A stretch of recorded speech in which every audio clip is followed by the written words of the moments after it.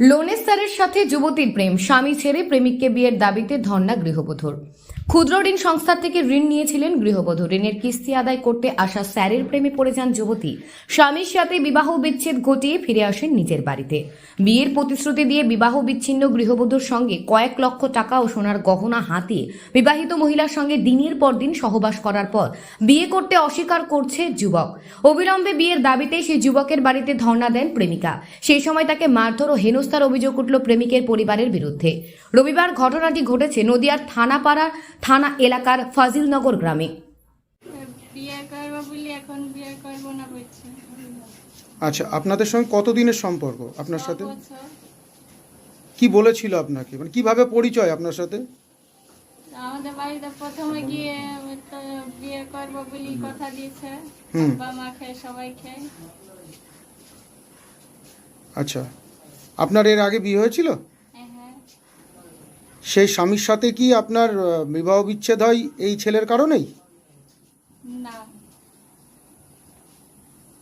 আচ্ছা, আপনার সঙ্গে কি টাকা পয়সা কিছু নিয়েছে? হ্যাঁ। কত টাকা নিয়েছে মোটামুটি? টাকা 2-2.5 লাখের বেশি হবে। আর কিছু? আর গয়না কতটুকু? 1 ভরি মালা, 2 জোড়া কানে। আচ্ছা। স্থানীয় সূত্রে জানা গিয়েছে নদিয়ার থানাপাড়া থানা এলাকার ফাজিলনগর গ্রামের বাসিন্দা যুবকের সঙ্গে দীর্ঘদিনের প্রেমের সম্পর্ক এক পড়শি যুবতীর। দুই পরিবারে প্রেমের সম্পর্ক মেনে না নেওয়ায় যুবতীর বিয়ে হয় অন্যত্র। কর্মসূত্রে ওই গ্রামেরই ক্ষুদ্র ঋণ সংস্থার কিস্তি আদায়ের কাজ পায় ওই যুবক। পুরনো প্রেমের সম্পর্ক ফের নতুন করে তৈরি হয়। প্রেমিকের সাথে নতুন করে তৈরি হওয়া ঘনিষ্ঠতার জেরে স্বামীকে ছেড়ে বাবার বাড়িতে চলে আসে যুবতী। যুবতীর সঙ্গে থাকা বেশ কয়েক ভরি সোনার গয়না ও 2.5 লক্ষ টাকা বিয়ের প্রতিশ্রুতি দিয়ে ওই যুবক হাতিয়ে নেয় বলে অভিযোগ। এগুলো সম্পূর্ণ মিথ্যা কথা। আপনার ভাইয়ের সাথে এই মহিলার কোনো সম্পর্ক ছিল না? না, কোনো সম্পর্ক ছিল না।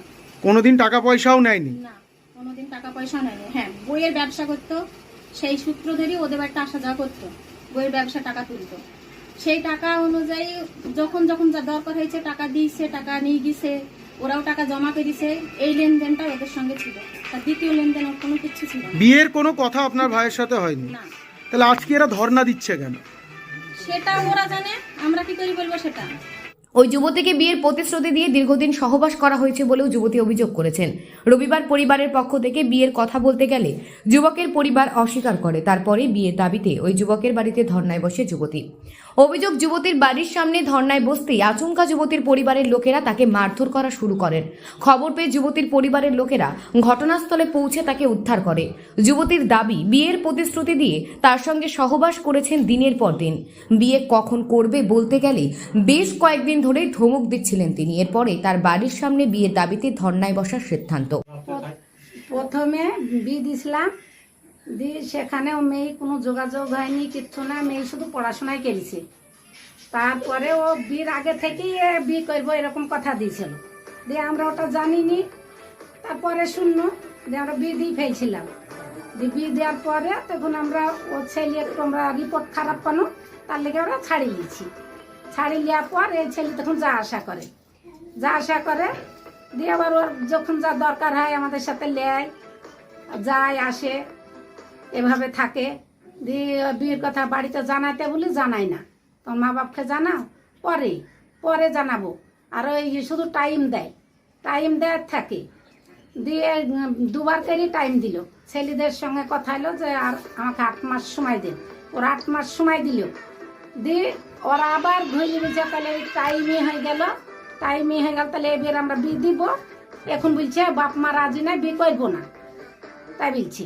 আর যে সব জিনিসপাতি লিয়েছে তাও বলছে কি লিই নিখো, আর সব জিনিসপাতি সব সাক্ষী সমাজ সব আছে। নদিয়া থেকে মৈনাক দেবনাথের রিপোর্ট, লোকাল 18 বাংলা।